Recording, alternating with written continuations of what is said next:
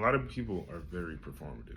When I'm watching or scrolling TikTok, when there's someone that is like outed as being racist, that has done racist past, what I personally hate is constantly having to be re-traumatized, witness somebody talk about this person doing racist things, and I know they're doing racist things, and the person who is also showing the racist person's actions know that they're doing racist things. Instead of collectively ignoring that person, I have to like sit there, watch, and get infuriated on repercussions or actions that are being done. Instead of collectively ignoring them, I have to like I have to take more time and energy to be like, this is so infuriating, this is so wrong.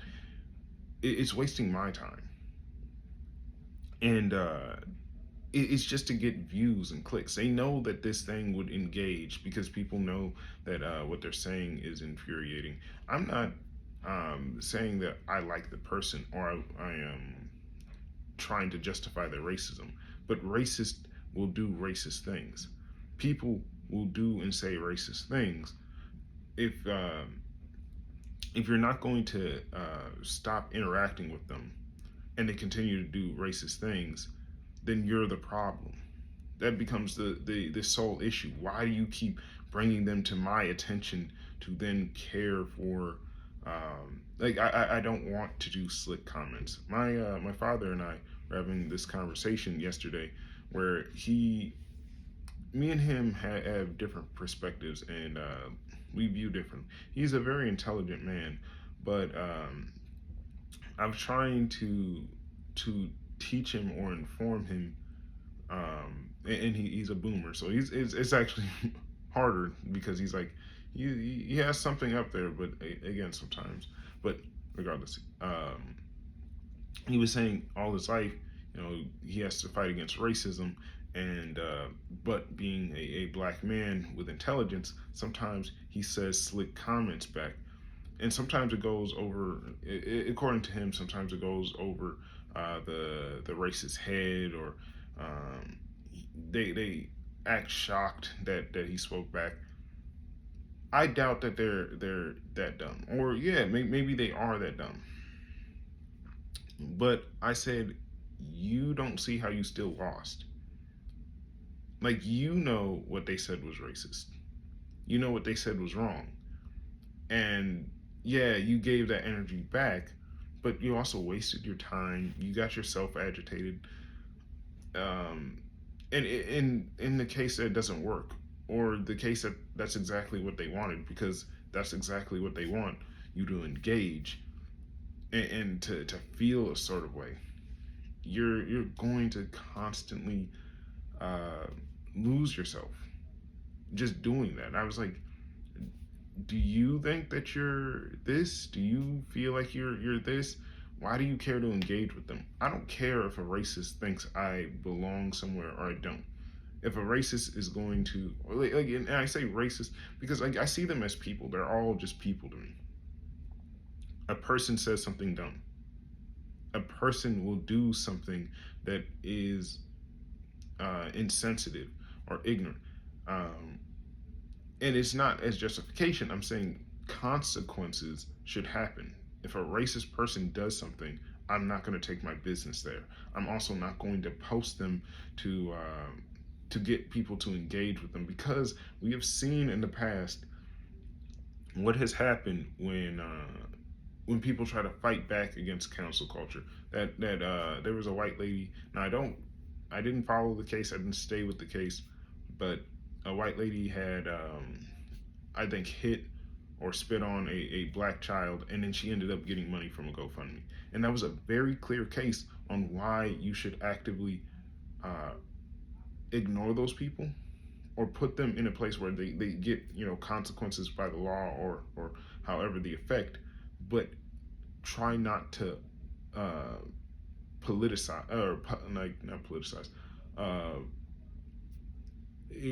get it to a grander media view, have it as a media explosion. You can politicize it because everything is inherently political, but if you put this narrative where it's like, if we beat this person, we've beaten racism.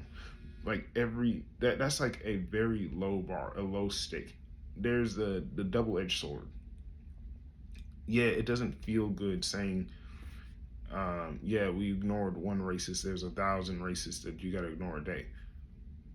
But it's way better than having this delusion that we have beaten racism because we've gotten this one nobody that no one cared about that was also, like, even amongst the racists was not liked because racists are actually very smart.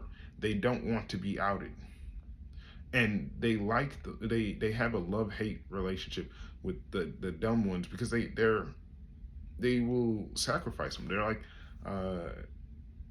the Mayans, if you want to say, using it as example, like a human sacrifice. They will kill one to save thousands. They will sacrifice them to the cancel culture gods. And then when you're appeased, aha, I did something, they go back to doing whatever they were doing before. We did all this anger and grandstanding to simply take down a nobody that nobody really cared about in the beginning. That this person would eventually like harm themselves, or yeah, they would have eventually harmed someone else because of their ignorance and their action. But if there's not really a system to actually stop them, that's a later problem. That's something that needs to be dealt with on preventative measures, and that's something to have as a conversation. But the first start is to say, to realize what we're going against, to actually view the scale, to get a level of stability. What is zero? Because there's not really a good foundation of what zero is. What's a victory? What's a loss? What are we fighting for? I don't like the cancel culture nature because it's a lot of people misusing it and becoming exactly what they claim to hate, or like narcissists don't like other narcissists. That's that's the truth, and a lot of people on both sides of the cancel culture frame are narcissists. Like you still have to view people, like human, no matter what they've done. It's That's the hardest thing, to still see somebody do something terrible and say that person's still human. That's hard. That's really hard to do, because if like I ran my car into your family, you're not going to be like, he's a human though. You're not going to want to go, oh, what the human, he's still a person.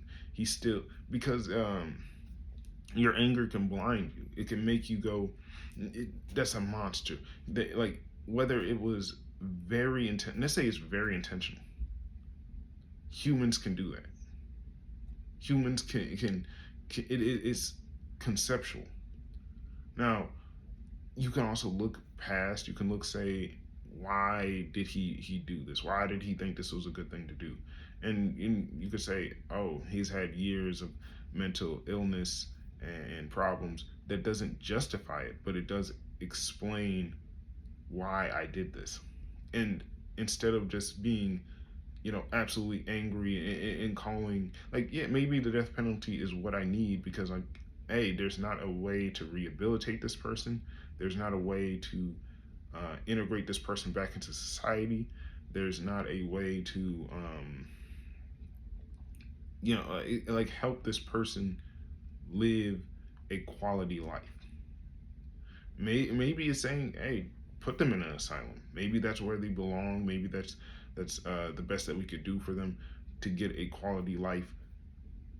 It's saying, like, you're not forgiving them. You're trying to, like, help yourself, because just hoping that the law will give a just, well, let's say the person killed the family, but it doesn't have the death penalty, or it's the maximum that they can get, even though in the U.S. that's not how it works. Let's say it's like in the UK, the max you can get is like 25 years. Well, the law did all that. Justice was served, right? No. At least you don't feel like you're like, oh, take their life. But even when you take their life, do you feel better? No. The truth of the matter is, killing them doesn't usually make you feel better. I'm not saying that there's never a case where a death isn't, the right thing to do, but there's too many universals or just like a standard set that ignores it tends to just be conflated. And if someone were to like truly they lost control of the car, it was a malfunction with the car, and that happened, and they explained that, they told it, you saw from their perspective, you were able to um, contend with your grief and also still acknowledge them as a person, to and actually let them explain and articulate. And maybe it's not the same language, because like someone who is a Spanish speaker doesn't get the same level of grace or patience as like me, someone who speaks English in the same country as someone who speaks English. But if you actually listen to people, you're able to come to a conclusion, say, hey, you know what, I don't think this was intentional. I'm still mad. I'm still, I I'm still in pain. And you can even say, why didn't you do this? Why didn't you do that? And I say that there might have been actions that could have been taken, but I say that it needs to be looked at in a lens of reasonable, something that could be explained by like the person, and just put yourself in that situation. What are Is it feasible? That's why laws are there. They're supposed to be, here's a standard. This is why education is important. This is to put people at a standard where um, you can find reason or logic, or people are efficient in thinking. Not just they can, efficiently, eloquently. That is why I strive to educate people, because if you have low education, if you don't have a good standard of education, the bare minimums of people's thought processes will inevitably impact you. If you don't have people that have access to actually read or understand why it's important to go get a license or go get a college degree or go to or the importance of humility or reading stories, because they tell you things. Movies, art, music, they're not like trivial things. They're not like things of luxury. They're actually necessities. And you can, to understand that, you have to educate yourself. I don't go get massages because that's a luxury. I get it because my body is in pain and I can't physically reach those spots. I have to trust someone else. So when you realize these things, you're not sophisticated. You're running at a pretty normal level. You're just functioning in a smart, articulate way. It's to be smart is to know that you can be done. And so why I strive to have people at a level of education is not simply to to bask in the superiority of just like an intelligent society. It's just also so I can when things do happen, I can I can be content with the actions, the outcomes, the consequences. You should have known. You had access. You did these things.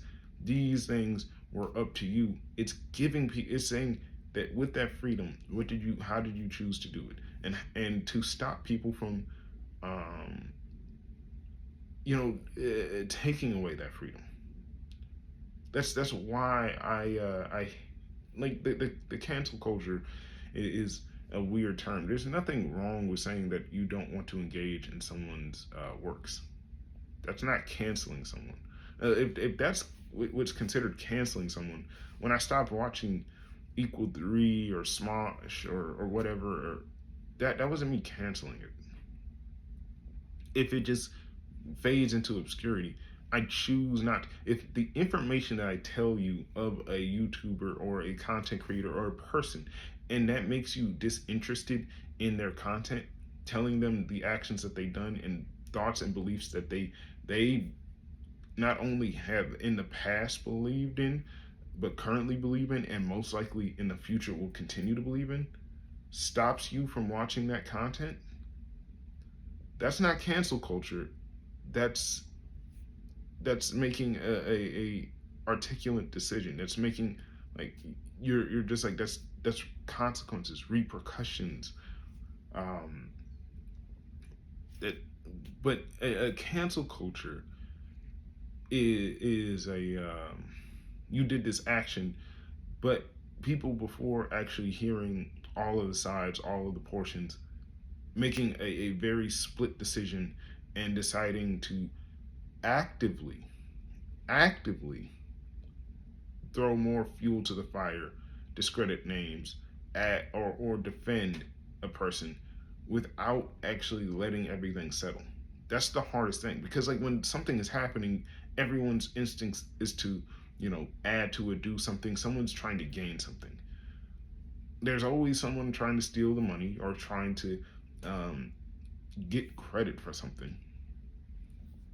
But the hardest thing to do is to be patient, is to wait. And one thing that I learned as a person who got shot, and you're sitting there in the surgery room, because I was conscious the entire time. Um, Waiting is painful, and and trying to be content with whatever that decision is can tear you apart. You're you're struggling to grasp it. You're struggling to understand it. You you wonder why. You you go through the stages of grief,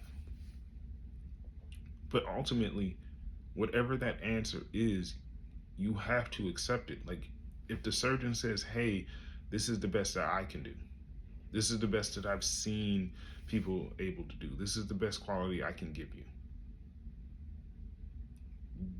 you." You It is hard to accept that, because you want to do something yourself. You want to, but you know you can't.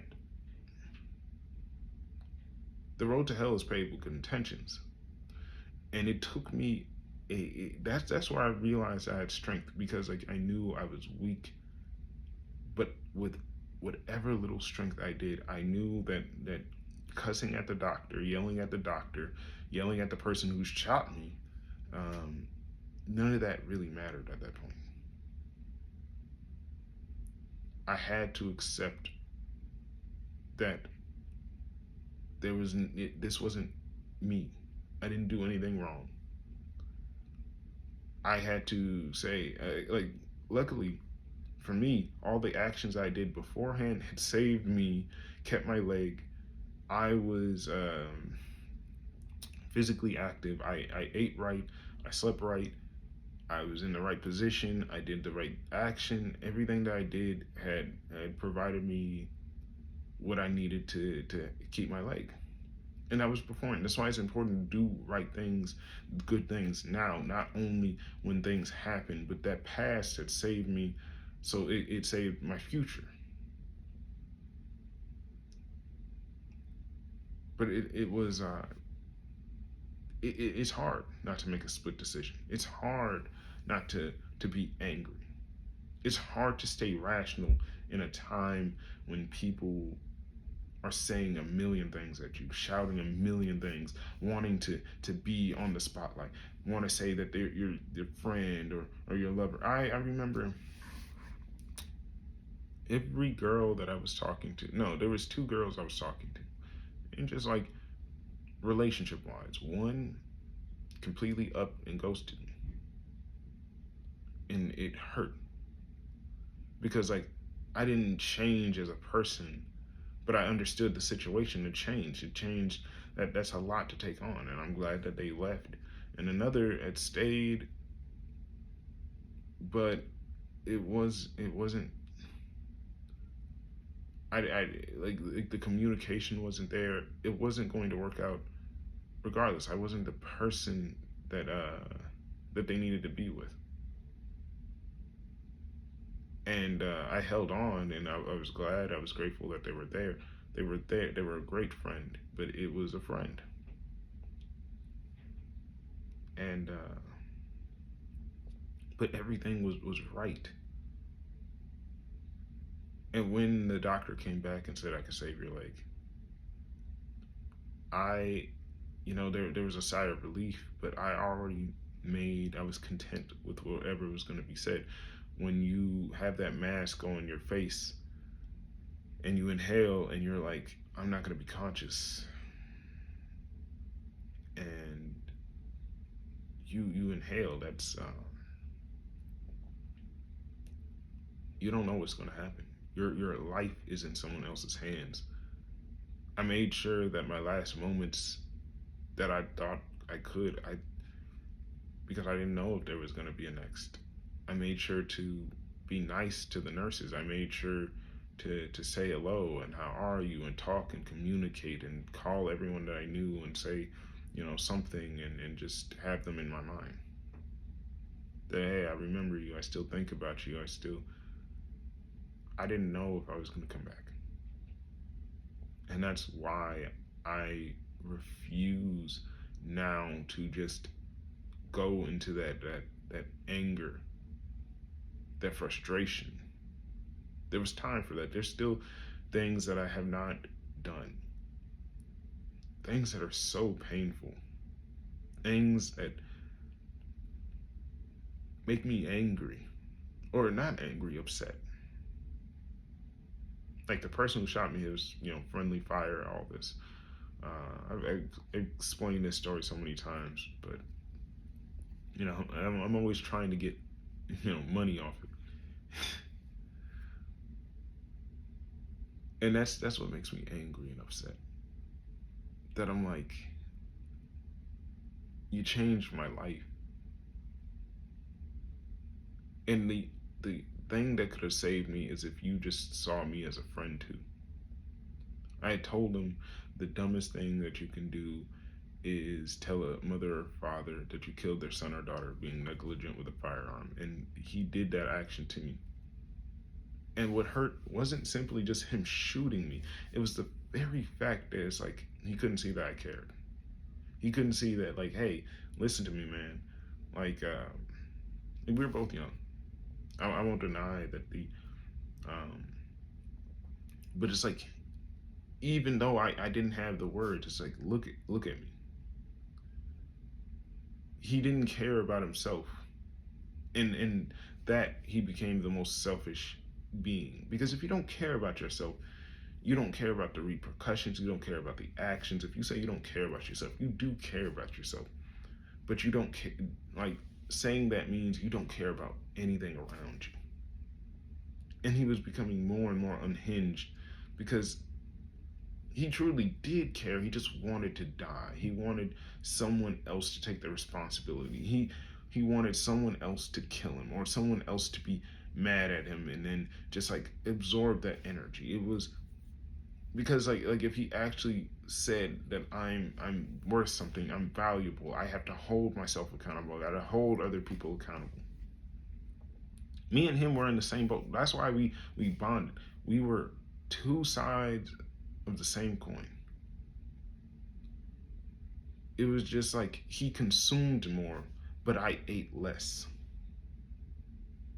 And like I saw that, and I was growing away from him because I saw like we were both growing away because in both ways, um,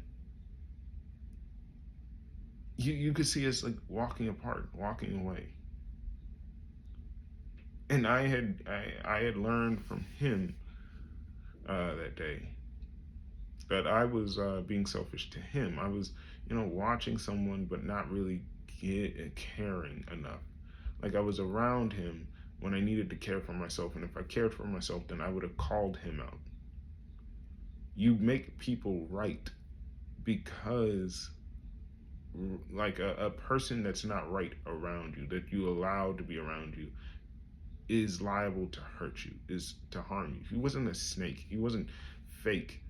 He was unhinged. He was going through something. And I didn't engage with him on that level. Um, I didn't even hold him accountable. Hey, if you don't do right, I'm not going to hang out with you at all. If I said that sternly and I committed to that, I would have never been there in that place. I should have made decisions that I didn't. I'm not doing this to be hard on myself and like blame myself. I'm putting it where it needs to be. Those are the consequences of me not doing those actions. Now he has to live with his consequences too. Now, if he doesn't feel bad for what he did, then he's liable to do it again. If he does, and he's not willing to try to work on it and settle those demons, he's liable to do it again. He can't ever go back and not do what he did. And he can't ever go a day without thinking about that. But maybe he doesn't. Maybe he shouldn't forget it. It shouldn't be like it should be something that helps define him, but not be the defining thing. He is still ambiguous. He's still human. He still will do life. He might like let's say he has kids. He could be a very good father. Maybe he makes a child. He helps raise. I'd say not make because you can't make it. He helps raise a child that maybe finds the cure or an ability to help my leg pain. That comes up with that helps aids in disease or remedying mental illness or tinnitus or whatever. Maybe he can't remedy this, not directly, but people can help you remedy the issue. You can't fix everything, but it's saying what can you do? What can you do? People want promises that people can't keep. And when you're angry, you're like, you can't fix this, you can't fix this. And that's true. But when you're angry, what can you do? When you're upset, it's trying to be as rational to your own emotions, not for the sake of them, for the sake of you. That's why I hate watching cancel culture or social media influencers or the same fake outrage, because it's fake outrage. You're not mad that they're racist. You're glad that they're racist. So you can get on social media. You can start blasting it. You can start pointing down. You can start saying, go to the shop, go here, scroll up, follow me for more. Follow me so I can engage. I can look at these people's lives and make you feel better, instead of like saying, hey, you need to clean up your stuff. If you want to engage with this content, you can. You should, by all means, engage. But like for me, I engage in short bursts because I get bored. I get tired. I get frustrated. I don't feel like I'm any better when I watch the content. I feel like a level of just like, this isn't doing anything for me. And instead, I get up and I go try to do something else and try to follow why that feeling of being bored or not content or angry or frustrated. And I do something and it might alleviate the pain, or it might help me just figure out a way to heal that altogether. Sometimes my leg is in pain and it makes my whole body numb. And then when I touch my leg, I feel that pain. I'm like, oh yeah, my whole body is numb right now because it's gotten used to the pain. Maybe I should go get a massage. Maybe I should go sleep. Maybe I should go eat. Maybe I should go just poop. It helps me figure things out. Why I am like the way I am. And that's a hard struggle because it's not easy. It's sometimes I'm doing it so well that I forget I'm doing it and forget what I've done, and I have to remind myself, okay, do that. Breathe. Spend some time in yoga. Spend some time just going out to nature. And I'm fortunate to be able to do that because, like, yes, I got injured and I got shot by this guy. But now I got forever physical evidence, and now I get sympathy in society.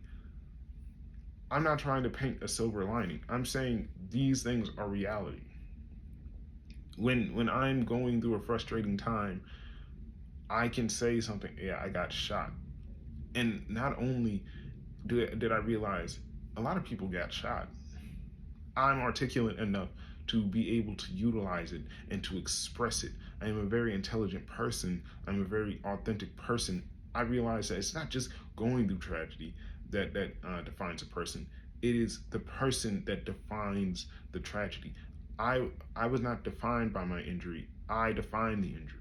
I use this injury to say, yes, I now know what it feels like to be a disabled person. I am a disabled person. It's only going to progressively get worse if not done to actually treat it. I am on a ticking time. Now, my time might be a lot more than someone else's, but it will inevitably kill me. It is not the same as like, hey, someone has a cancer diagnosis and they have 3 months to live. I probably have 28 years, 30 years, maybe 40 years. That's still like in my head, this could kill me. This will kill me. If I don't do something about it, it's like we're so used to the instantaneous cures. We don't look at the, you have to prevent it. You have to try to stave it off. What is a reasonable amount of time? And sometimes the best way to prevent it is not efficient or effective enough. If like I say, hey, I can stave off and not have my injury kill me and add another 20 years, but I cannot physically move. I have to get $1 billion of equipment. That's not like the quality of my life sucks now. Um, that injury didn't kill me, but something else is going to be more directly. There's a multiple ticking time bombs with me. If it's not my leg that kills me, maybe it's the paranoia.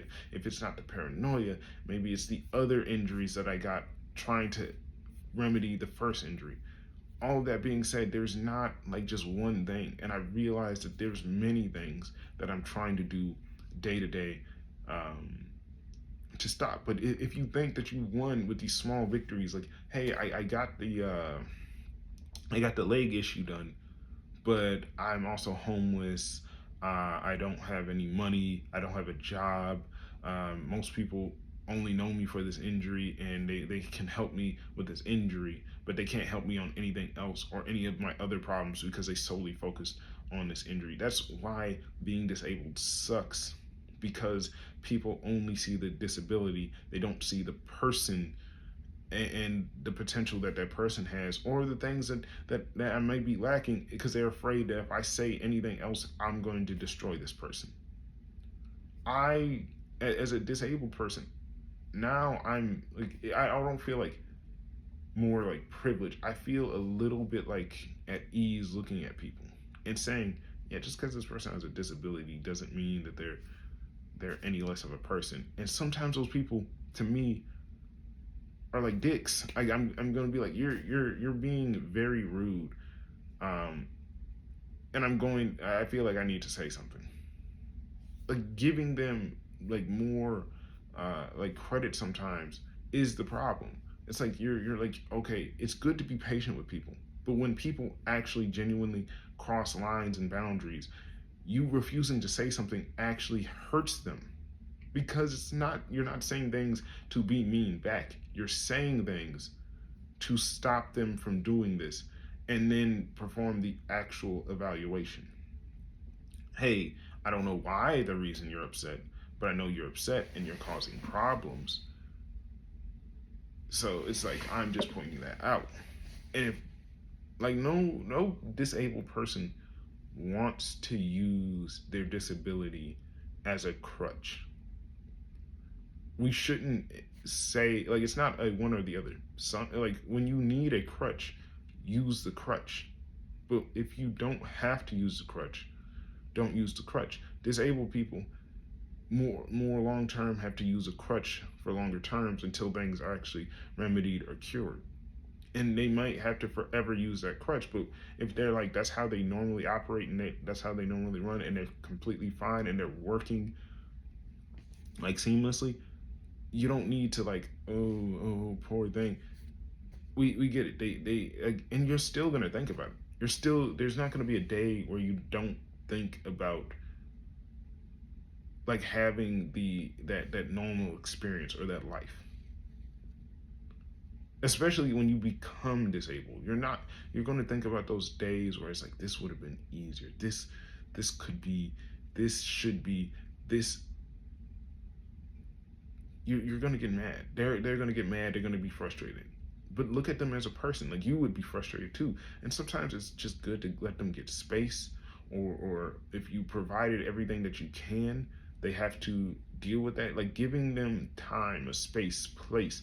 But that helps them immensely. That helped me immensely. But my frustration is like, I have to still deal. I'm in the same boat as everybody else, plus this disability. And people get so frustrated that they're like, they start dropping my stuff. They stop treating me like human. Everyone is like, not, they become othering. They say, this is us against everyone else, and it's like, yeah, no, not you. What? I was in the same boat. You're making me frustrated, because yeah, it is frustrating helping someone, rolling somebody up, waiting for somebody to walk, like, because they're walking at a lower speed than you. It is frustrating, trying to have a conversation, and someone being in pain, and they're always talking about their pain. I had a girl, when I was in the military. She had said that I had made getting shot my personality.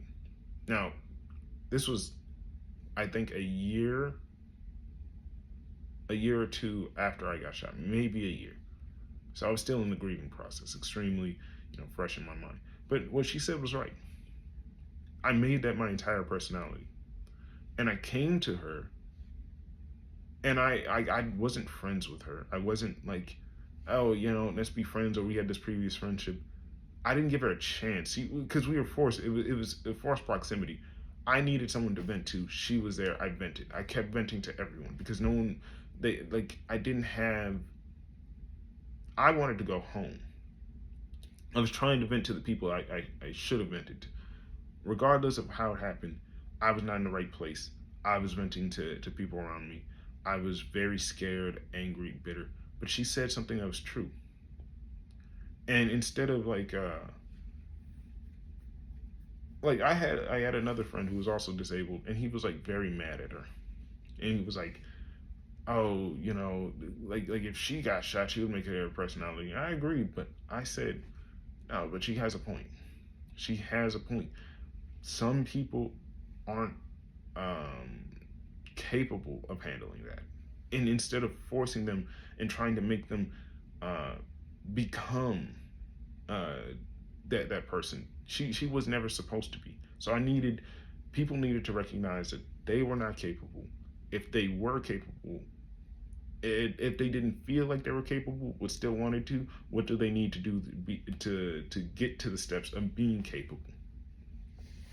There should be a place provided to train people to be capable, that give people proper resources to do that. People pick jobs that are not sustainable,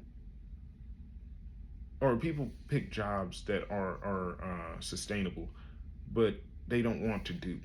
People go to be nurses. All the mean girls that I've ever heard, like they usually are nurses. That joke, that stereotype, that joke contains truth to it, most likely.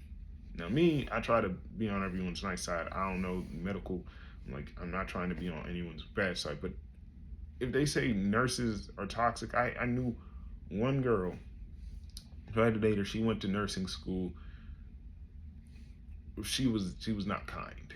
She was not kind to me. She didn't, like, I would try, and it just didn't work. And that's fine, because my girlfriend, right? And it's not like current. This going to be forever, until wife. But I'm glad. Like, it's just like that. Nurses, mean girls, all that. People go there because it's financially stable. I don't want jobs to be financial. I like obscure jobs. I like when people are going to a place where it's like, all you sell is 90s video games, and even fake consoles that play those same 90s video games, and you repair just 90s video games. Yeah, I hate like the Walmart type of way that every like one place houses it all, because the workers have to get a multitude of skills, and they're not very good at all these multitask skills. That's just multitasking. It's like driving and drinking coffee and playing with the radio and the car play and touching the screen. All of that is just like, it's frustrating, and it's only made more complex with this improving of technology. But my volume button, I don't have buttons. I have the touch screen. I'm like, I can't tell if I'm actually hitting the button or if I'm hitting it too much. I like actually pressing the old school buttons because I'm like, I can press it one at a time while also never taking my eyes off the wheel. I can do that. That's low maintenance multitasking. But if I have to take my eyes off the road just to be like, okay, I'm actually touching it, and I'm not accidentally touching the lower one, it is this over engineering. A lot of things are over engineered. A lot of things are too complex. A lot of people are doing too many jobs, and they're going to do, here's the primary, here's the secondary. No, there shouldn't be too many secondaries. If I can break down the job, guess what? We don't have a job crisis because other people can do those jobs. We have a we I should say peer pressure problem. We have a societal problem where it's like, people think that if you say that I can't handle it or I need less than, you're weak, you're wrong, you're dumb, you're going to fail, you're going to be homeless, you're going to be, and they make people homeless, but they don't have to be. Like you, it's not impressive. I'll say this and then I'll go back to the other point. It's not impressive to own your own business. It's impressive if to say that you're happy owning your own business, that you are doing well in life. I'm not happy that you own your own business if you run your business with unethical practices. That if you give good deals, you have good customers. I don't want to hear you own your own business and that be the end of the sentence. I want other people to say and to confirm that. I don't like just hearing I'm the greatest runner or basketball player or I sell cars. I like when other people are saying these things about you. And I don't need, like, celebrities pay people to say those good things about you. But then when I see you and you don't act that way, it puts me in a level of disappointment that actually, ruins my day. And that's what happened. I need people to like just be themselves. If you don't feel like a good person, why pay someone to say that you're a good person? Why? It's more effort. Yeah, it's more to go become a good person or what you feel like a good person. But I say that, like, if you know that something's wrong, why not fix it? Why not take the time? You only have one life. Why waste it just like patching it up? And some people like, well, like when they find out, I'll just kill myself. Like, huh? It's such an extreme and violent and just like, it sounds very good, right? Just like, well, I'm going to spend up my credit card and then I'm going to just peace out of this world and I'm never going to pay the debt off. It sounds smart, right? Until you realize, hey, do you actually want to live? Like, the whole reason that you're spending all the money in the first place is because you want to live. Um, you just never had the chance to. You just when you finally do live, you're going to say, hey, I actually do want to live. I just never had the means to truly live and continue that lifestyle. I had no room to grow, and that's more of a systematic issue, less than like an effort issue. Like, I personally don't want to get up and go and work a part-time job if it's not going to put really much of a dent in the bills or the situation that I'm in. and also it would add the fact that I would also injure myself more, so it would just create more problems. It would be like I'm already not mentally good, and then going to work and having all these people and having all these other problems. I hate that. Like this idea, like, oh, I'm gonna work a job, then go work Uber, then go to school, get my degree. The reason why I struggle so hard is because like these things are way too overstimulating, way too overwhelming, and I'm not afraid to admit it. I'm actually very strong to admit that this is what hurts me. And I see this. Well, I already lost the other point, so I have to go back to this.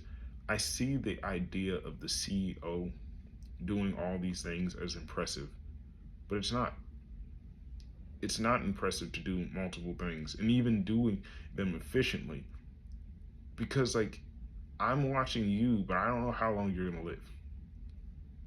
For you, you might only want to live 10 years. For me, I might want to live 80. So I mean, I have to save my body and do things slower.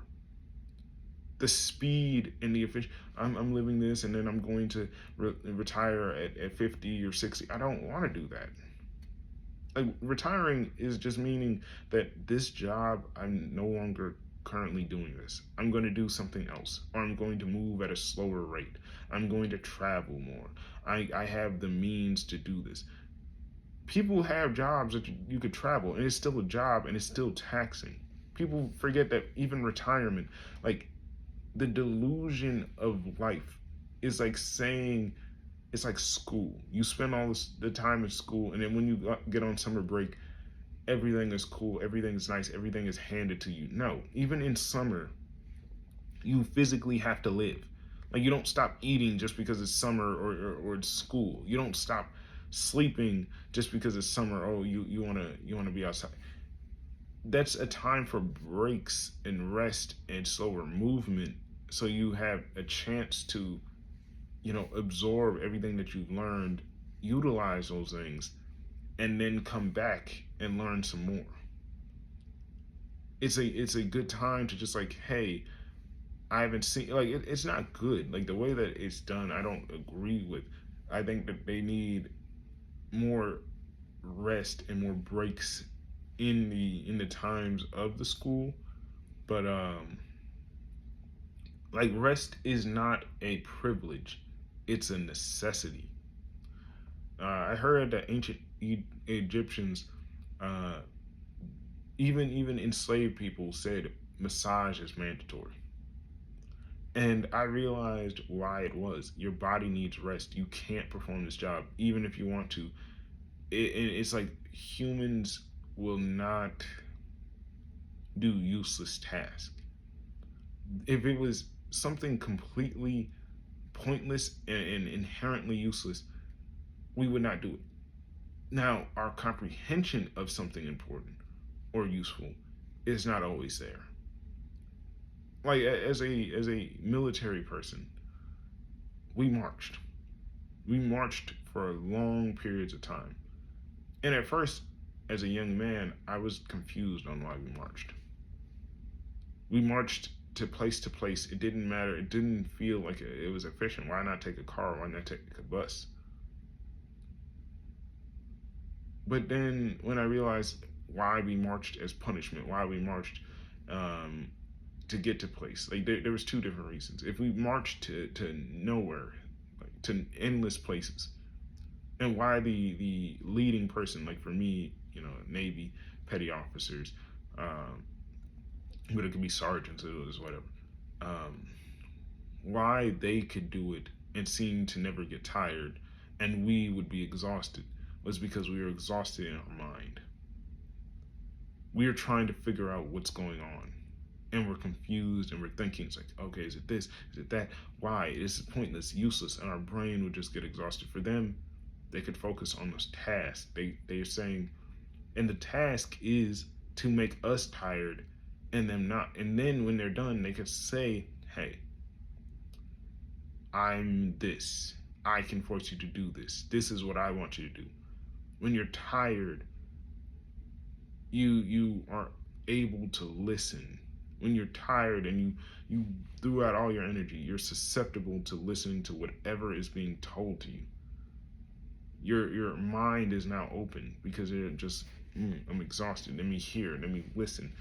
And you kind of forget who said it, but you know it's been said, and it becomes. And you do that enough times, picking up each time, you're going to like, oh, it's hypnotizing. And then you fall asleep, and that was the last information that you've heard, like watching a movie and then going to bed, and you're just like, you start having these weird dreams because of the movie you just watched. That's the same. That's the same mindset. That's the same way. It is to instill into you. That's they have purpose. You don't. The thing that had changed me is when I realized and recognized that was the purpose. And when I recognized that, I began to laugh. I began to smile creepily. I began to be weird, not intentionally, but it was because I understood why they were doing this. And that always threw me off because I was inside the joke too. I just wasn't supposed to be. And that throws you at odds. Like, it's not that it's like when you live authentically, something, I won't say unethically, but you would be a bigger foe, or not a foe, you would be a bigger hindrance than if you were directly as opposition. When you live authentically, you don't even mean to mess up anything. You don't mean, you just do, because it's like, if you're not in the right place, you're not in the right place. They didn't want people that thought. I was way too smart to be there, and people knew that. And I was like, why? Because I thought critically, because I was willing to say, yeah, I don't know this, because I was willing to like see the bigger picture. And sometimes I like I could have figured out how to be lazy, but then I was like, no, let me actually use this as my benefit. I was sad because I'm like, I don't want to go do those things. I'm not going to accept those um, placebos or those enjoyments. Because I'll say this, for boot camp, it was terrible for me, but I always did and showed out and tried to go further beyond. All three of my RDCs, they promoted me. That, like, if anyone's ever been to boot camp, that's not a easy feat. Like it was instant. They knew. They picked. Like they said, there's no surprise here. Is they picked me, and that felt good. But I was just being myself. I'm saying, why not? I'm here. I already said it. I'm fully committed. Let me go do this.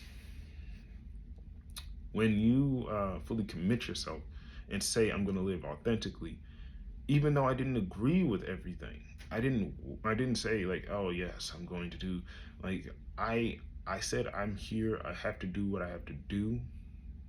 There's things I disagree with, but I said that I did this, and if I break the rules, no one's going to feel bad because I said I'm committed to this, and I agree to that. I was willing to accept the consequences of that action. And when I do not, there were times where I broke the rules and I was willing to accept the consequences of breaking that rule. It was a conscious effort. I'm saying that there might be a time where you disobey an order. You say like there's a rule that you can disobey unethical orders. That's true. But there's always going to be a consequence. If you're going to have to prove that's an unethical order. You know that you're going to have everyone against you. That the higher ups are going to protect what they believe, and you're going to have to prove your case. You're going to have evidence. You're going to have all this. Not using the military, because the military actually genuinely scares me. I say it in the case of cancel culture, in the case of, even mob rule. If you see that someone's losing their humanities, you losing the basic human right to speak, not for them, not speak in favor of them, but to remind people, to remind the mob that they deserve, they are owed that human dignity. That is not respect. I don't respect them. I am acknowledging them as human. I'm acknowledging that a human deserves clean food, or clean water, edible food. Like, it doesn't have to be the freshest, but it should be, um, tolerable. It shouldn't have mold in it. That is a bare minimum. That is not respect, because that should never be able to be taken away. You don't, your level, your view, because the reason I say this, as a black man, people automatically have this view of me. And then I, like, if they said their view, if I did not do anything to engage them positively or even negatively, they might treat me terribly. If I don't say anything, if I'm like, they might be racist to me. They no, they will always be racist, because the fact that they already have that view. Um, but they might actually do things physically to harm me, to discourage me, to put me in bad situations, compromise me. Like, they'll bump my shoulder. They'll say snarky retorts. If I don't see that and say, let me flatter them, let me make them feel good, let me do some extra stuff, put that mask up, so they can at least say, okay, maybe he's not as bad as the other ones. Okay, now he's earned being second place. That's a that's the issue. That's the problem. I'm doing work to be seen as human when I shouldn't have done anything. I should have been seen as human off rip, and then I didn't have to put on the mask. Like, the mask is still me. It's just me with a smile. It is me in features that other people like. But if I said, you know what, I don't want to smile today, I'm treated like a regular person, they say, this person's not smiling. Maybe I won't engage with that person today. Good. Maybe you shouldn't. And then the next day you see me, hey, you're smiling really hard. Yeah, I was going through some tough things. But I figured it out in my own personal time. I didn't have to get you to say, hey, what's wrong? I just, like, you didn't do that. You chose not to do that. That's fine. I figured it out, and now I can be happy because I'm actually happy. I'm not fake happy. I'm not playing like I'm someone else. I'm just happy. Oh, okay, great. And that makes me happier.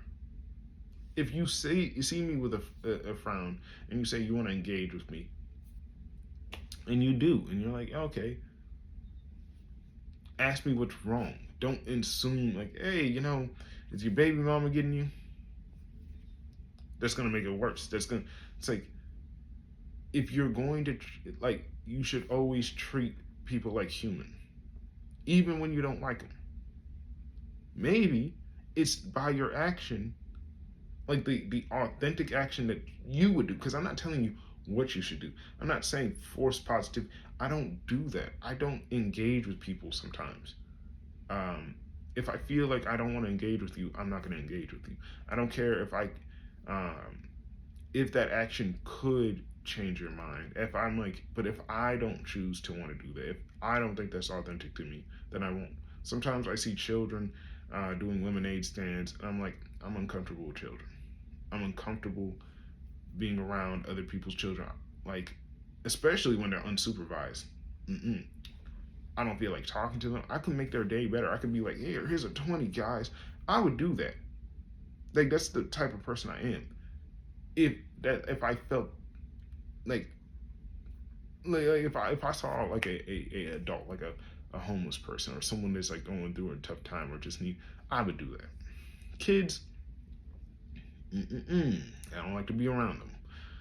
Don't trust them. Don't want anything to do with them. Barely even like my own, but I don't have any kids. But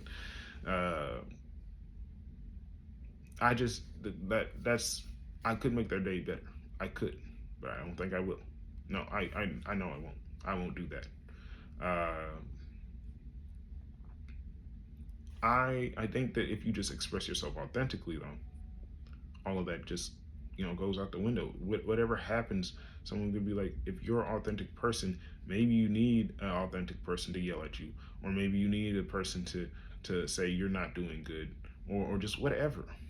As long as you're living authentically and you don't mean you're not doing this to harm this person, or maybe you are doing this to harm this person, but you feel like they need that harm, and you're living authentically. That person has no choice but to live authentically. If force When you meet real can't turn off real.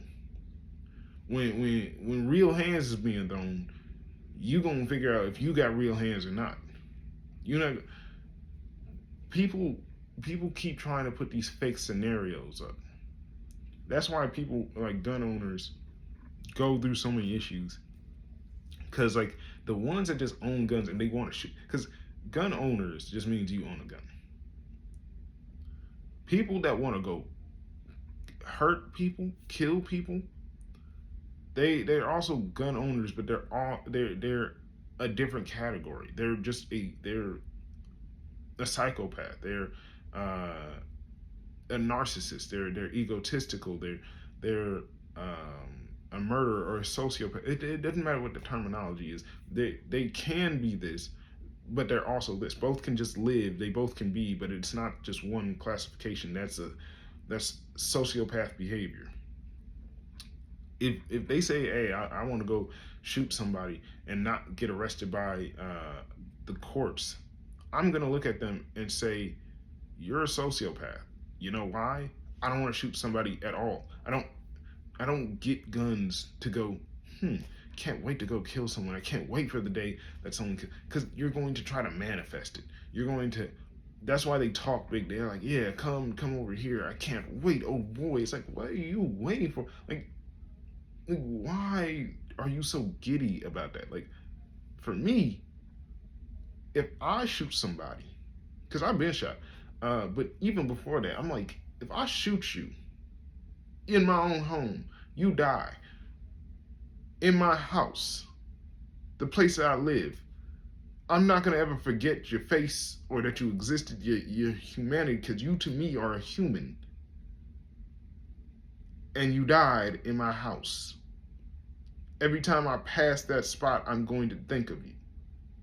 I'm going to think of your kids. I'm going to think of the opportunities that you didn't have, the the things that I really didn't want to do. I'm going to think about like your mom, or the life the hard life that you had, and the love that you didn't have, or the love that you should have had.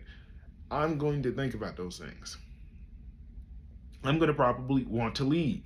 I'm going to be like, dang, how did they get in? I don't feel safe. I don't feel comfortable. The delusion of safety I no longer had. Like, I'm going to be glad that I did. And I'm going to think, did I make the right decision? Was there a better way? Should I have gotten this instead of this?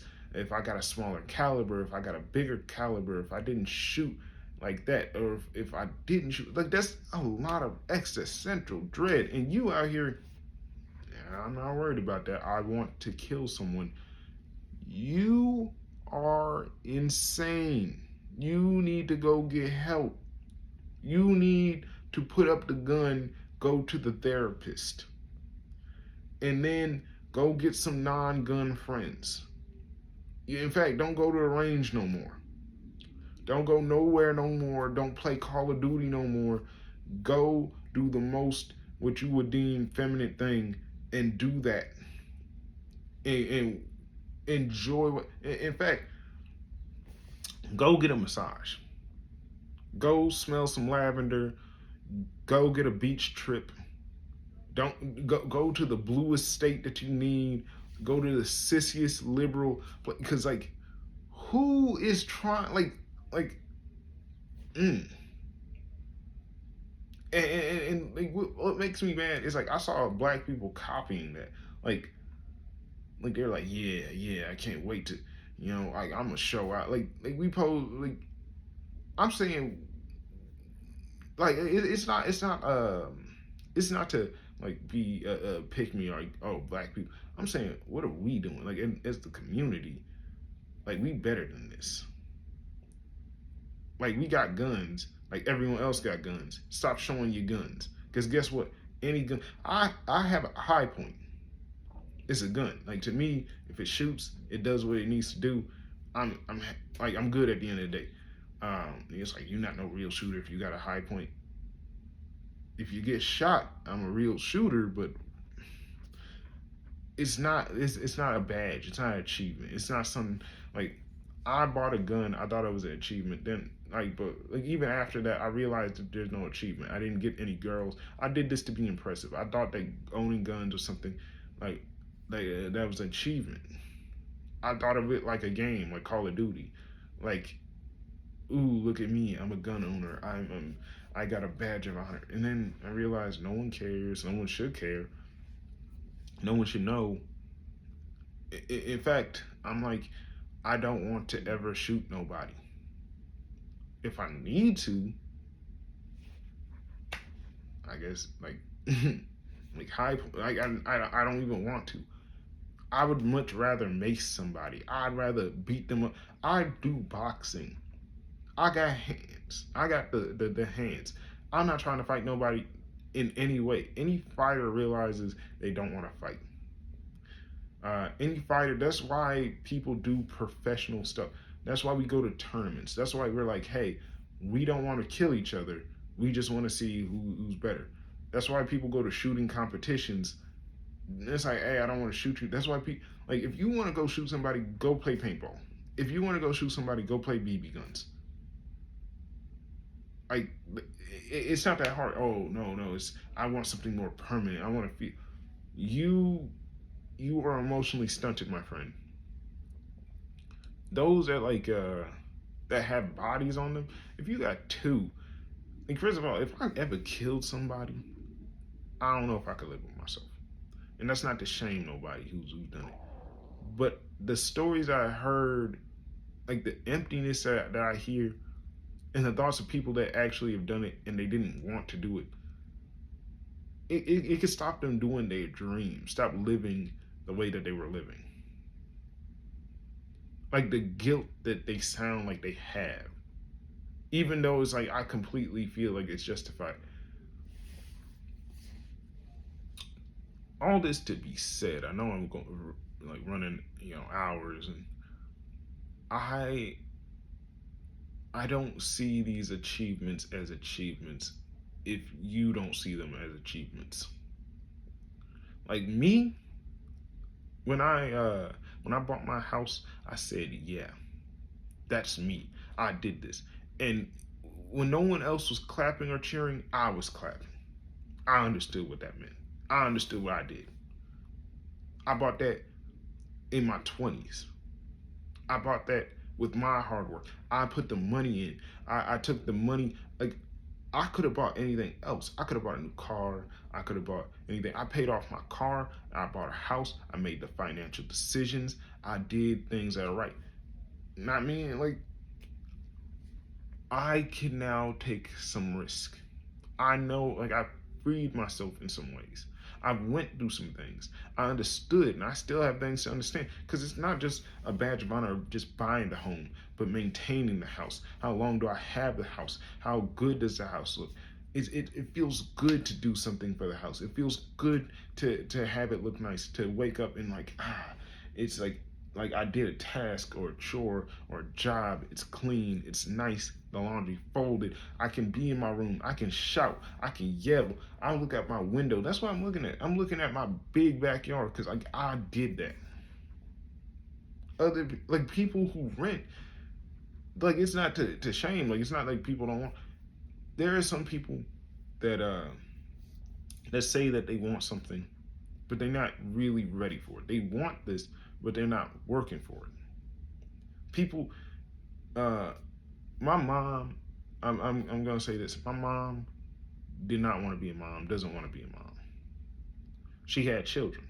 That doesn't make her a mom. My dad, he kind of wanted to be a dad. He wasn't ready or willing to do the necessary steps to be a dad. I understand them. I acknowledge them. I said they were doing stuff to be parents. They did the steps, but I can like the moment that they are not willing or able to accept like the consequences, the credible criticisms that I had was and the fact that they always tried to shun it and duck it, like instead of just like, hey, you know what, I hear that and I can accept that. This is the reason why I did that, but it's not to take away anything that you're saying. That's how you parent. You try your best. You genuinely try your best. You don't just have kids and then be like, well, no one taught me that. You knew that going in.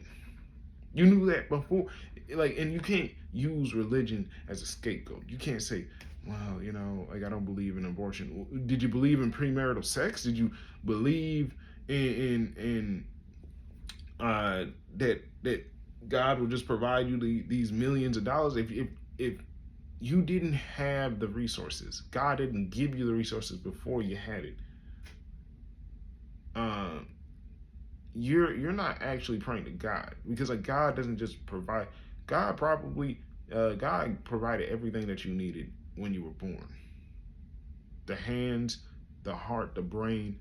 That's why it's like if you thought or you were unsure about something, guess what? That's God. That's like, if I feel uneasy, listen to that emotion.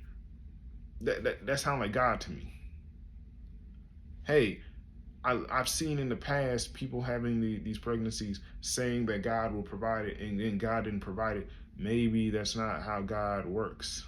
Maybe that's like we've seen that before. Maybe stop trying to dilute yourself into thinking that you are the chosen one, and God's gonna do it for you. Like unless you play the lottery right now, you win that lottery. That's not how that works. And I'm gonna say that's not how it works because that's not how it worked. It's and it's okay to say that.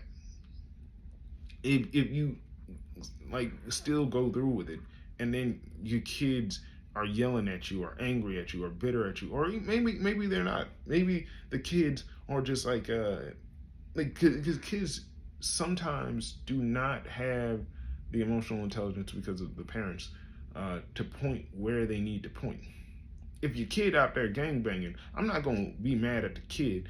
I'm gonna be mad at you because I'm gonna say how this kid grow up to be a gangbanger. And if you don't say like, hey, I really genuinely tried, I talked, um, but I was working long hours. I was away from my kid. I'll be like, all right, then I'm not mad at you. Let me go further. Why you keep overworking these people? This is a constant problem. It seems like this job is making too like it is overworking people, or the system or how we have it is overworking people that it's not allowed for them to spend time with their kids to stop those kids from getting into trouble that they don't need to be in. Like yeah, and that sounds a lot more complex and a lot more work to clean up than just to yell at the mom. But guess what? Uh, the way of contention is the way to go. The way that is harder, the hardest difficulty, because like anybody who's ever played Call of Duty knows, anyone who's ever played any video game, bragging rights don't come to easy players. It's not saying put yourself in a difficulty that's uh, that's going to prevent you from playing the game at all. Like I don't put my like I play on hard or normal or just like some regular difficulty. That's where I play. I like to play. I like to cruise a little bit. If they said impossible, one life, all that, I'm not playing it. But when I see someone playing that and playing in such a proficiency, I give them kudos. I say you did what I couldn't do. That's where you get the I can't do it. Maybe, but if I really wanted to, I could work on it. I could play the game on whatever difficulty. I could come back. I play that game on whatever difficulty it has originally. That's how the game works. It sometimes you got to go and do a dry run, make a couple mistakes, make it easy. Just don't forget that you play on easy. Come back, play it on a harder difficulty, and maybe you can jump all the way to the heavy difficulty. Maybe you should just like one by one, whatever life is. Maybe you go down, maybe you go up. Life is like that. I was never good at Call of Duty. It like to be honest with you, I was playing Call of Duty for so many years. Now, when I hop on the sticks, I showed my girlfriend how to play, or I tried to show my girlfriend how to play. She wasn't hitting it, and I'm like, dang. She looking up, the guy going. I'm like, ooh. I forgot that it took years of me playing bad and getting progressively better and figuring out the controls to say, oh, that's why I'm good. I made it look seamless because I forgot, because I was enjoying the game. I forgot, yeah, I was getting better in the game. I was doing both at the same time. I'm like, sometimes if you want a faster effort, you got to put more conscious effort. You got to be like, yeah, I'm going to do this at that time. I'm going to continually go to training. You're never going to get good at anything you don't do. Me, it sucks. Like I'm going to tell you, every time someone tells me that, I'm like, dang, this sucks. I'm going to college. I'm getting degrees. I just got my grades back. It is, I did really good. But I'm realizing every time, I'm like, need a second. I realize that's like, hey, I'm actually gaining the skills. I know the knowledge. I'm going back. I got the confidence. I can speak in this way. I'm not only using the information, but all the information, all the resources. I'm saying, hey, maybe I'm not ugly. Maybe I needed to change my hairstyle. Hey, maybe this hairstyle isn't mine. Maybe you need me to change it. Right now, I used to have my head, shaved. I literally shaved it, little Bill. There was years I didn't have a beard. I think the beard looks better on me. It's giving myself time. Maybe I'm not in the place to have that. If I had a beard and lock combo when I was in high school, when I was like 5'5", like maybe I look good, maybe I would look like, but more likely I would look weird to be that young, to look that baby faced. I needed maturity. I needed them wrinkles. I needed the stress. I needed the confidence, the emotion. I look back because like if I realized that if I were to go back to high school, not let's say I went into the body of my high school self. I went and then I realized it would be so weird, so uncomfortable because like I'm talking to children because that's who I'd be talking to. People forget that it's like when they say, "Oh, I wish I could be back in high school or middle school. I wish I could be a kid again."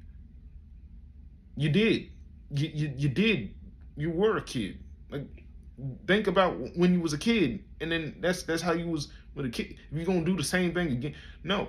What you want is the lack of consequences. You want the ability, the access to the food, water, and someone else's responsibility, which is not saying that you cannot have, but dealing with that level of consequence, you also don't want, because the reason why you wanted to be a adult in the first place, and I'm gonna say all, because every person doesn't want to stay the same.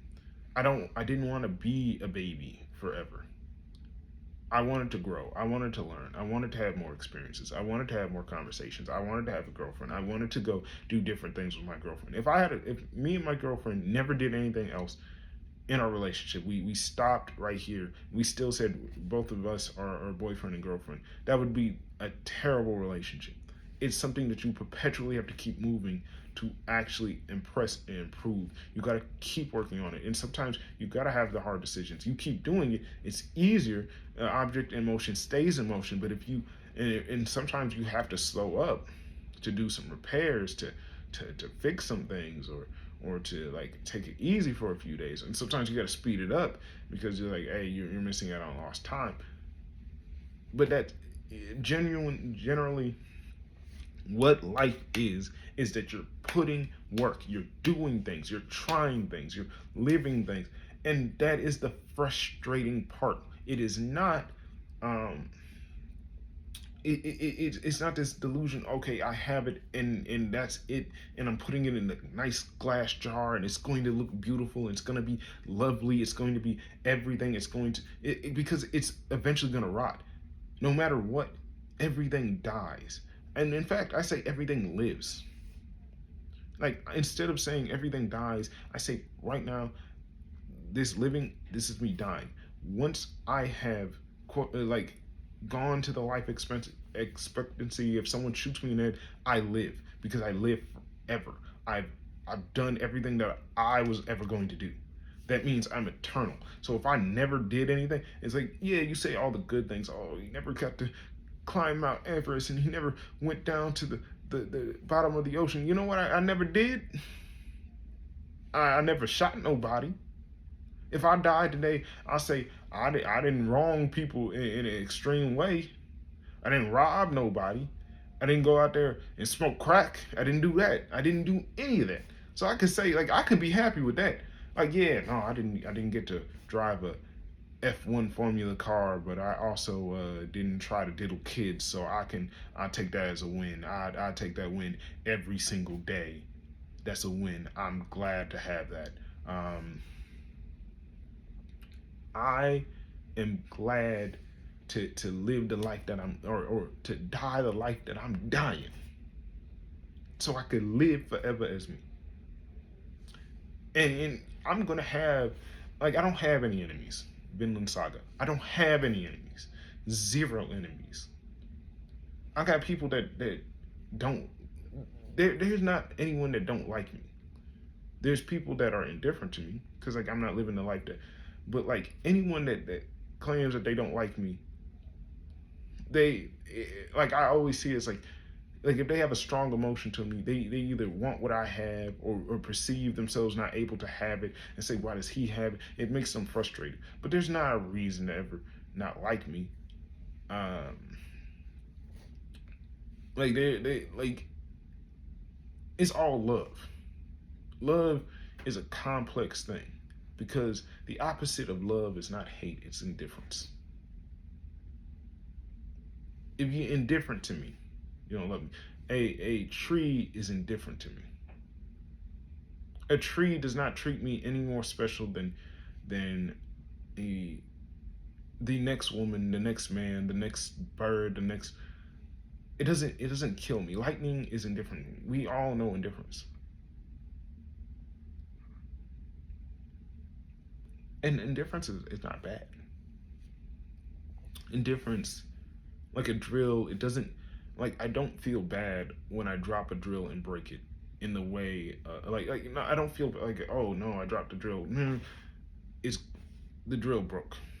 I feel bad because I'm like, oh, I made a mistake. It's always me. It's always something like I felt like I did something. It's not the object. It's the memento. It's what it meant to me that is important.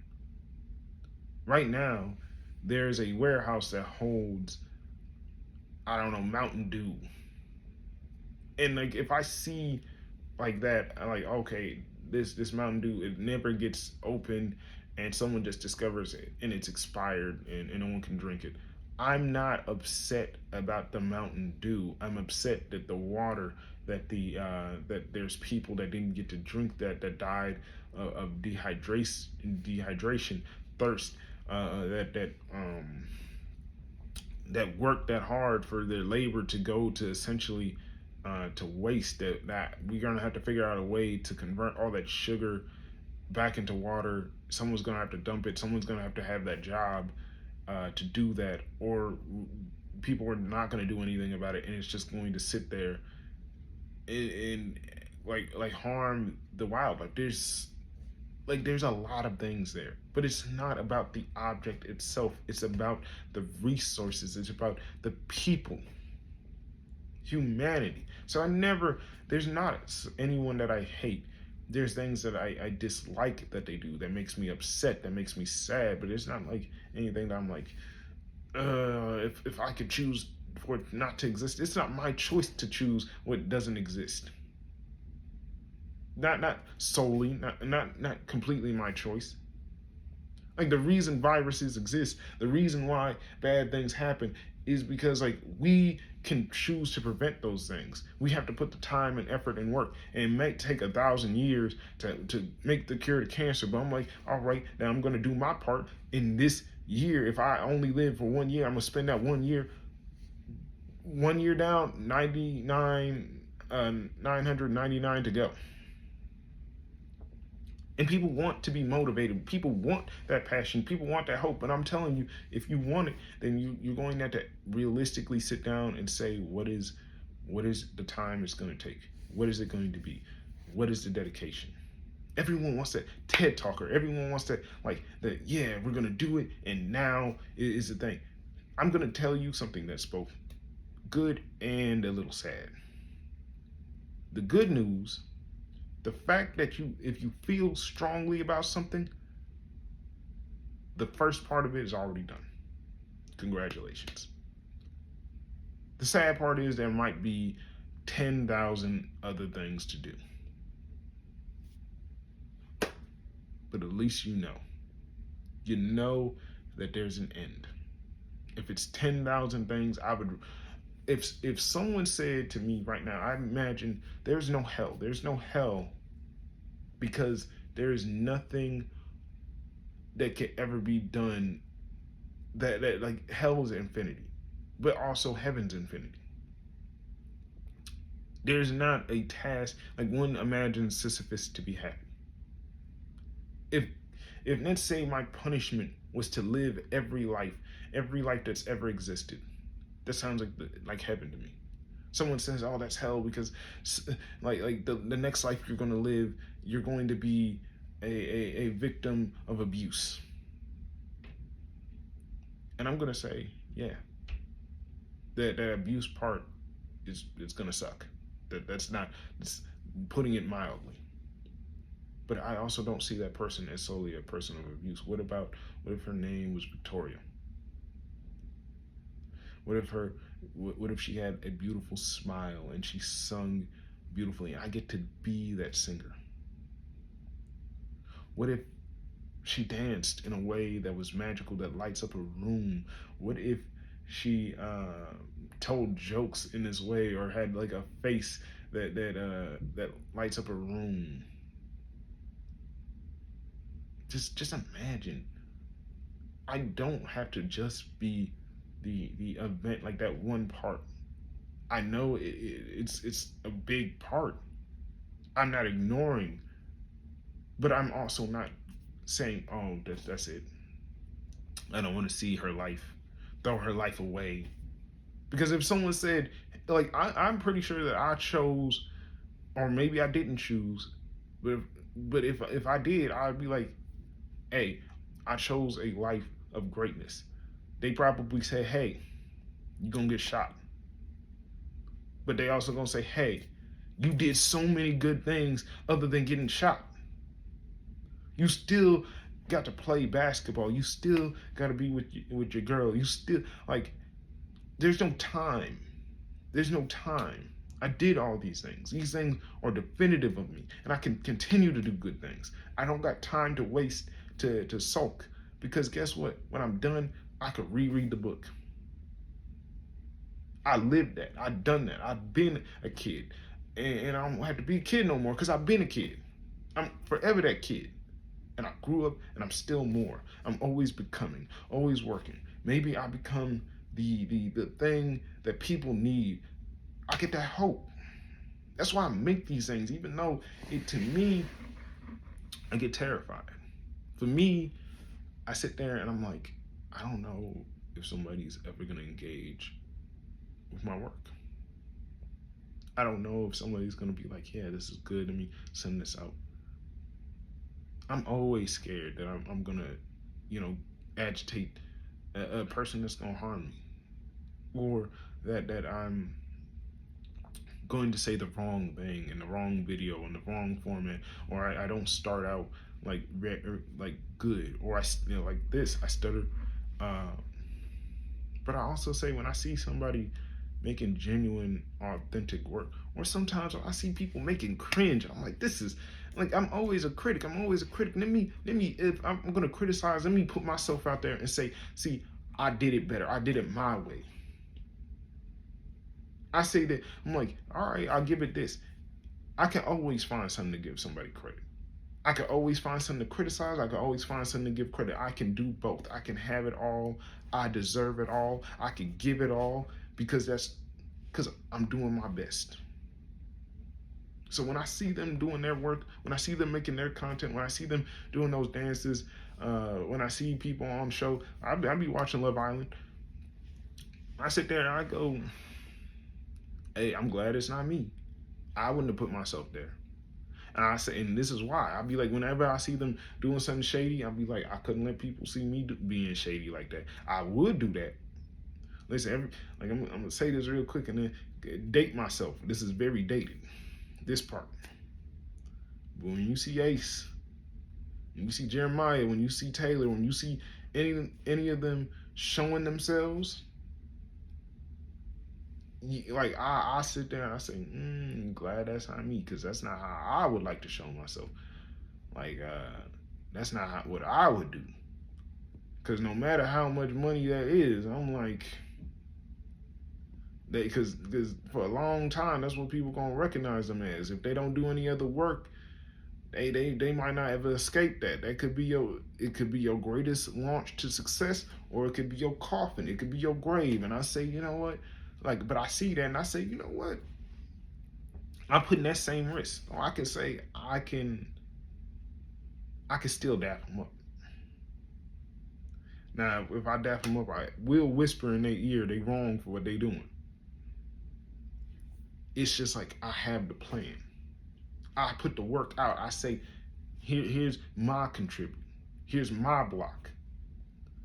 There are gonna be those that try to throw it into the ocean. There's those that might build a house with it. There's those that might leave it where it stays.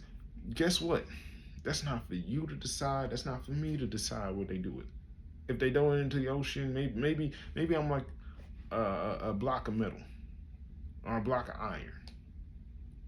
They throw it into the ocean. Maybe I spread that iron out. Maybe I help with iron deficiency. Maybe I stay a brick. They put me as a brick. Maybe I'm a doorstop. Maybe I'm the best doorstop anyone ever had. Maybe I'm the doorstop that someone paints in their art. Maybe I'm a brick that I don't know, gets launched at somebody that everyone notoriously hates. It's weird because like everything could be used as anything. That's not my job, and I can be happy with that. I am happy with that. I am happy with that.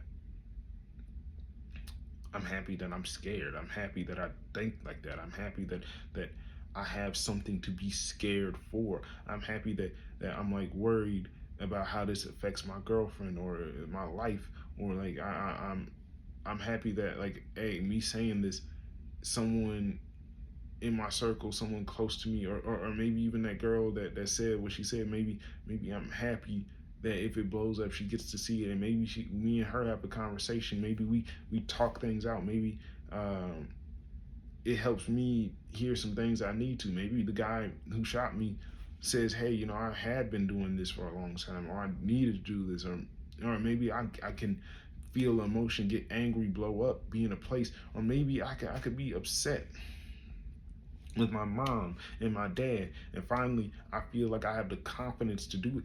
I don't know how this is going to affect me, but I know it's going to help me. I know it's benefiting me in some way, because it's me being real, and whatever it does, it will happen. And there's no deciding, like, I'm the decider, good or bad. Maybe I never get a job. Maybe I have to continue to do this as my stream of revenue. But maybe I love it. Maybe I'm like, I don't need another job. Maybe it closes every other door and keeps this one open. Maybe that's what it was supposed to be. Or maybe it opens other avenues. It opens a lot of doors. I'm like, ooh, there's a lot to pick. Maybe I close this door forever. I'm like, you never hear me again. That's the thing. See, the problem with cancel culture, to go back to the original point and then end it, is that it puts the person as the definer. It's saying what is right, what is just, what is, and it puts the crown on somebody's head to decide this is absolutely not, and we're going to make sure that they are used as an example if you go against me. It always starts out good. It always starts out, and then people become star craving mad. The thing about being a king is to understand a king needs to be led. A king can follow. A king can be a king without a crown. A king can can be any gender, can be any race, can be any person. There can be multiple kings. There could be multiple kings at the same time, or there can be one king. That's the thing about being king. You're not worried about other kings. You're worried about what you deem as your responsibilities. That's it. Uh, so I think that going forward, not like, and I'll say this is the consequence, and then I'm done. The consequence of people who are showing me racist, like people who do racist things, I don't engage with them already. They never, their content, whatever they were gonna do, whatever they're gonna say, was never going to engage with. It was zero. Like it's not even coming on my For You page.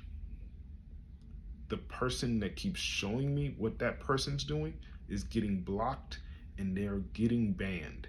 I don't want to see you. I don't, because why are you showing me them? I didn't see them organically, and I'm tired of having, because I've heard people say this, and I'm tired of having this conversation. People just need to leave, and the people who talk about those people, like I sometimes I'm watching you too, because I'm like, y'all need to have some consequences and say, you know what, listen, I'm taking myself elsewhere. I'm not making more content. I'm like, because I'm like, I need you to see something wrong and do something right. If you say that this ain't getting fixed and it's getting worse, and I still see you here, I'm gonna look at you funny too. I'm looking at everybody funny because I'm like, if this thing is perpetually getting worse and nothing's getting better, you not the shining light. You taking too much. You absorbing. Because we should be collectively able to put the effort and energy pushing these people off. And I'm tired of everybody like only sometimes addressing the elephant in the room. But addressing the elephant in the room and getting the elephant out is two different things. I'm gonna need y'all to put in more work. Black people, content creators, and you know what? One last thing. I know women content creators. I know that sounds, ooh, but no. But if you make content like black women, like I don't trust the 92% things or the like don't trust them. If you one of them, you could stay over. Um, and black men too. Like I don't care. Like if you on thinking that that's gonna save us, it's not. I can explain that later. But if you make content and you're defending a person who is getting an injustice that so happens to be a man, and you keep saying, I hate to defend men, I block you. It's the same way as I block the dudes that say, see women. It's like who are you guys generalizing? Who are you guys? This ain't no monolith. What did the person do, and how did that person do something wrong? Explain it like that, because I don't need to go women, men, both sides. This I don't trust you. You got some work to do. I hate to defend men. I hate to defend. Like I might let one slide. I need to stop. That's my fault. I shouldn't let any of them slide. But like I might like hear you out. What the men? What is this collective? Let me hear what you're saying. But if I hear that too many times, Like, I'm gonna listen to what you said, and immediately I'm gonna block you, because whatever you saying is tainted. Whatever you saying, defend righteousness, goodness, justice, no matter what, no matter who. Even if it's a Klansman, if you say, hey, this Klansman, they didn't do anything wrong here. On this one, we can get them on other ones. We can't get them on this one. That's okay. Sometimes it's okay to say, I lost. They got on this one because I didn't lose. I don't ever lose. Even when I lose, I win. Because I'm saying I'm better than you. Because like I play by the rules. I know the boundaries. I know the rules. I'm not gonna break the rules. So then you can then go break the rules another time. There's not no one up. I'm gonna win. These are the boundaries. I'm willing to do the boundaries. You and to be strong is to say I live in these boundaries. I'm gonna do these boundaries. I accept those. You don't live with no code. I live with a code, and I can live with myself living with that code. If you kill me while I'm living with that code, guess what? I live within that code. That's the books. That's the pages. You say I never did this. I don't ever have to go. Well, God. I know I said I didn't do this, but this guy did it. No, I'm never gonna do that. They gonna have to live with that. Like, I'm never gonna cheat to get back at a cheater. I'm gonna leave and find a non-cheater and say, and when that non-cheater says, hey, you ever cheat? I'm not gonna be like, well, I technically no. I'm gonna be like, I never cheated. My ex cheated. It hurt me real bad. I was crying. I was in the bed, balled up, tearing. Ugh. This went longer than I said, but you know what? I don't have to cheat to get back. I don't have to do. I live within my rules, and I'm happy with that. I win.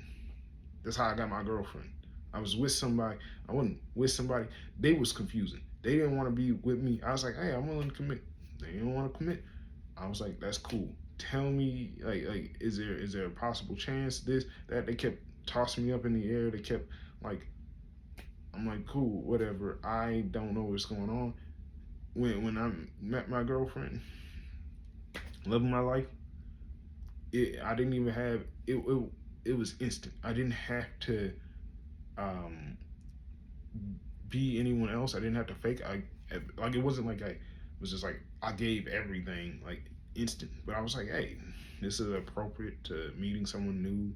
This is the way that I want to approach. This is the way to be authentic. I'm showing my interest in a casual, nice way, being up and honest, not oversharing. I'm like, yeah, I feel like this is good. When I'm saying, I feel you can never say the wrong thing to the right person, because everything that you say, as long as you're authentic, it is understood and clear. So I was like, and it worked out, and we dating, and I'm happy. And I'm like, I look at the other person, I say, I never had to do anything. I never had to talk bad to them. I never had to be anything. I haven't heard that person since. I still care for that person. It's like I'm not like I wouldn't be with that person because like I'm with the love of my life. I'm good, but it doesn't like I'm not gonna deny and act like hey this wasn't like an important part. But hey, we weren't supposed to be together. If she comes to that conclusion, oh man, I want to be together now. I'm like, then you still got the wrong answer. You still got the wrong answer. It's not like, oh, too late. It's okay to look at something and say, dang, I I messed up, or I don't want to be that person anymore. Go find the person you need to be with. It's not someone that is already happy and take. If that person leaves the person that they happy with to be with you, then I say maybe you was right because like how happy was that person with? A happy person could be around you, or like they say I don't want you around, or I do want you around, or this is how much you could be around, but they don't ever hang you up to dry. They don't ever have you as an option. There's no backup plan when someone loves you. I don't need to be around you. I don't need like if like I don't have to ever make my girl uncomfortable. I don't have to ever engage with you. Like I can engage with you as a friend. I'll be like, okay, but I'm like, but I'm aware of like how it sees and how it makes me feel in the situation, and I'm gonna be honest. I don't think it's comfortable, and if my girl doesn't think it's comfortable, and me and my girl are synced, we linked, I'm not gonna do that. So it's I'm not gonna make my girl feel like she crazy feeling type of way because I'm like, you know what, she's right, and again, something I could be like, hey, those feelings had changed. The more that I get away from her, I'm like, them feelings ain't there. Like I can say, something's like there, something, but it's not strong.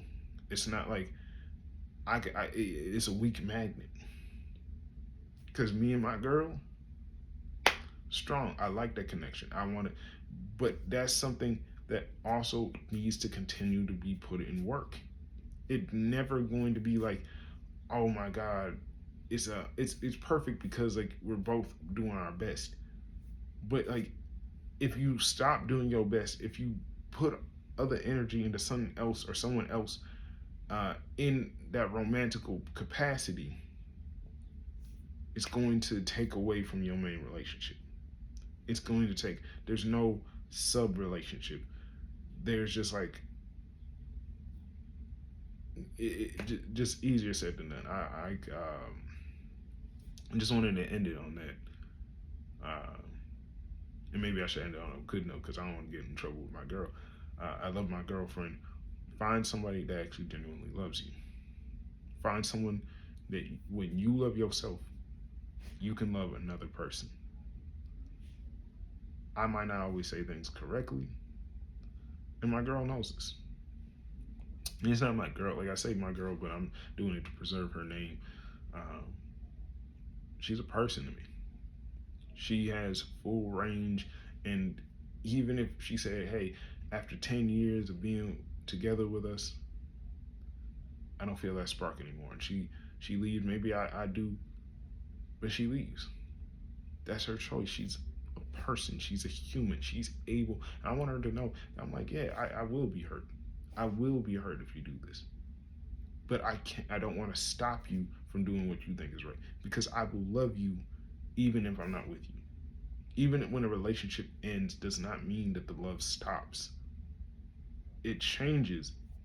Like maybe it's like, hey, maybe because I couldn't handle my issues because I didn't do something not to her but to myself. Yeah, but think like what happened? What went wrong? Maybe something didn't go wrong with you. Maybe you content with who you are. Maybe she's not content with who she is,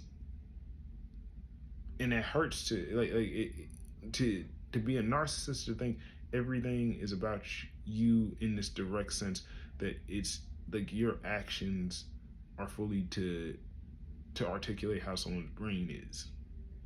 Like maybe your actions were consistent and steady. Maybe it gave them time to recognize that they don't like themselves. Maybe they were a person that was with you at that moment and that point, but now they've changed. They've grown.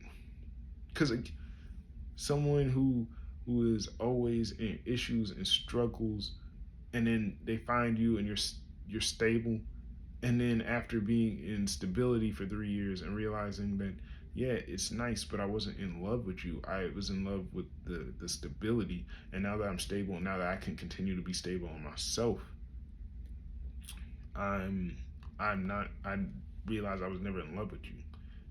You can say, oh, that person was using me. We all use each other, but I say that person could have probably found that out like months into the relationship, but because they felt indebted to you, they stayed longer. That's why it's important to understand that some people will be with you. They will try to be stable. That's why I want people to live a good quality life, to choose of their own volition. That's why I tell my girl, I'm like, listen, because we're both good. Um, I'm like, we could stand alone. We stand stronger together. She's strong, beautiful, capable, important. And she is a person, and I love to hear her history. I love to speak to her. I love to speak with her. I love her thoughts and ideas. I love how we go together. We mesh well together. We're in sync. I don't need to overhype her or glaze her. I can say things. I'm like, hey, but I'll say things to her. I won't say anything. Like I can speak to her. I'm like, hey, X, Y, and Z, uh, and we can communicate and articulate. Hey, is this what's bothering you, or is there something bothering you at all? Or I feel that something is bothering you, and I feel like you need to take the time to go deal with that. And until then, we can't see each other.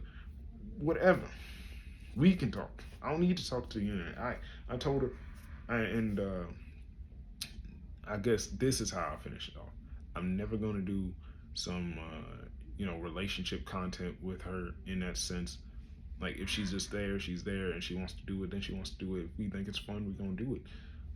But I hate family and reality channels. I hate listening to um, content in that way where it's forced, it's contrived. You're listening to some person fake their family, like get their son, put their son or daughter and say, hey, record me so I can say something wise or something inspirational. I can sell this, because like anything that's done as wholesome and then you have sales tacked onto it, it's no longer wholesome. Authenticity is wholesome. So if I'm doing a relationship channel, that's just gonna mess up my relationship. I'm gonna be like, hey, you need to be happy today. No, I'm not happy today. Well, look happy for the camera. Don't ever fake it for the camera. Don't ever be anyone else for the camera. That's why I don't look in the camera, because like sometimes I look at myself too long, I start to go mad. I do what I do. With that being said, I'm done.